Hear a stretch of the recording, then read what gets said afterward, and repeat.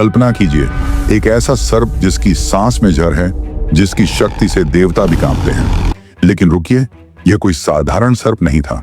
यह था नागों का राजा वासुकी, वही वासुकी जिसे स्वयं महादेव ने अपने गले में धारण किया। अब जरा सोचिए, दुनिया का सबसे शक्तिशाली देवता अपने गले में एक जहरीले सर्प को क्यों धारण करेगा? क्या यह केवल आभूषण था, या इसके पीछे छिपा है कोई ऐसा रहस्य जो आज भी बहुत कम लोग जानते हैं? आइए इस रहस्यमयी कथा की शुरुआत करते हैं। बहुत प्राचीन समय की बात है, जब धरती पर नागों का विशाल साम्राज्य था और नागलोक की महिमा चारों दिशाओं में फैली हुई थी। उसी नाग वंश में जन्म हुआ वासुकी का। वे महान ऋषि कश्यप और नाग माता कद्रु के पुत्र थे। कद्रु को सर्पों की माता कहा जाता है और उनके गर्भ से हजारों नागों का जन्म हुआ था।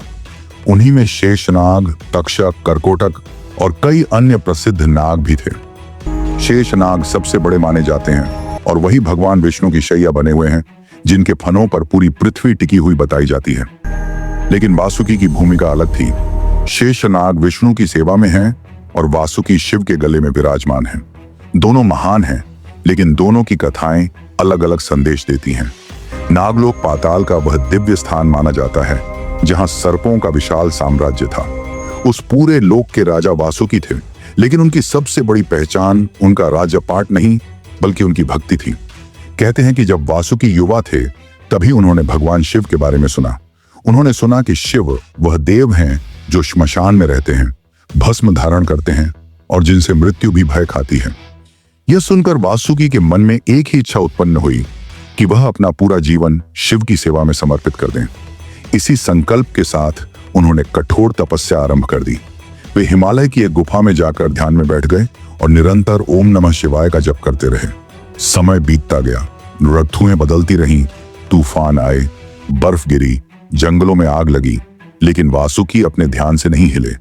आखिरकार एक दिन उनकी तपस्या सफल हुई।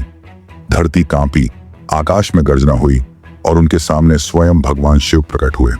शिव ने वासुकी को देखा और मुस्कुराते हुए कहा कि उनकी भक्ति ने उन्हें प्रसन्न कर दिया है, इसलिए वह कोई वरदान मांग सकते हैं।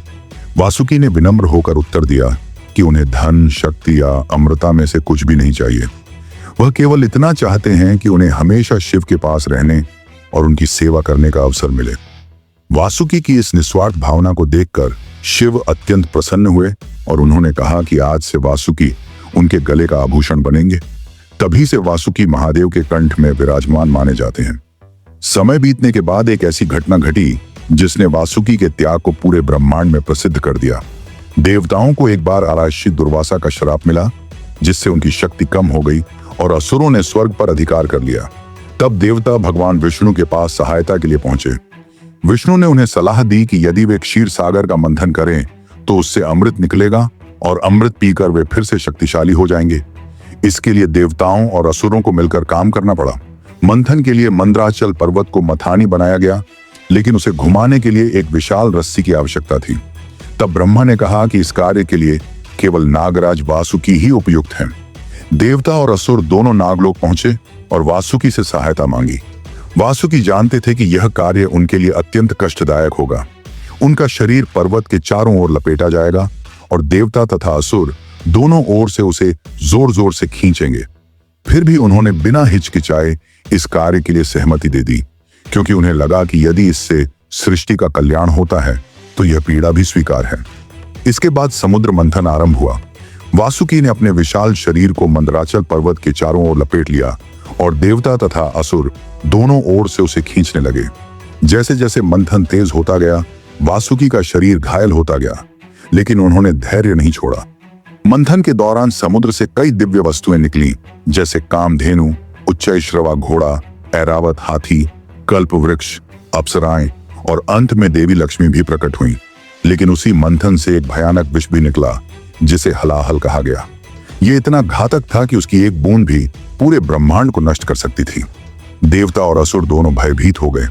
उस समय भगवान शिव ने आगे बढ़कर उस विष को अपने कंठ में धारण कर लिया ताकि सृष्टि सुरक्षित रह सके। लेकिन उन्होंने उसे अपने शरीर में फैलने नहीं दिया। उन्होंने उसे अपने गले में रोक लिया और उसी क्षण उनका गला नीला पड़ गया। तभी से उन्हें नीलकंठ कहा जाने लगा। लेकिन उस घटना में एक और नायक था जिसे अक्सर लोग भूल जाते हैं, और वह था वासुकी।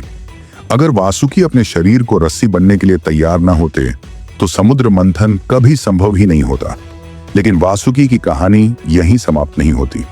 प्राचीन ग्रंथों में कहा गया है, कुरुक्षेत्र के युद्ध में जब भगवान कृष्ण ने अर्जुन को अपना विराट स्वरूप दिखाया तो उन्होंने कहा कि देवताओं में वे इंद्र हैं और सर्पों में वे वासुकी हैं। ये वासुकी के सम्मान का सबसे बड़ा प्रमाण माना जाता है। वासुकी की कहानी हमें यह सिखाती है कि सच्ची भक्ति वह नहीं होती जो केवल मांगती है, बल्कि वह होती है जो बिना किसी स्वार्थ के स्वयं को समर्पित कर देती है। यही कारण है कि आज भी नाग पंचमी के दिन नागों की पूजा की जाती है और वासुकी को त्याग, भक्ति और कर्तव्य का प्रतीक माना जाता है। उनकी कथा हमें याद दिलाती है कि महानता हमेशा शक्ति में नहीं बल्कि त्याग और समर्पण में छिपी होती है। कहानी पसंद आने पर वीडियो को लाइक करें, चैनल को सब्सक्राइब करें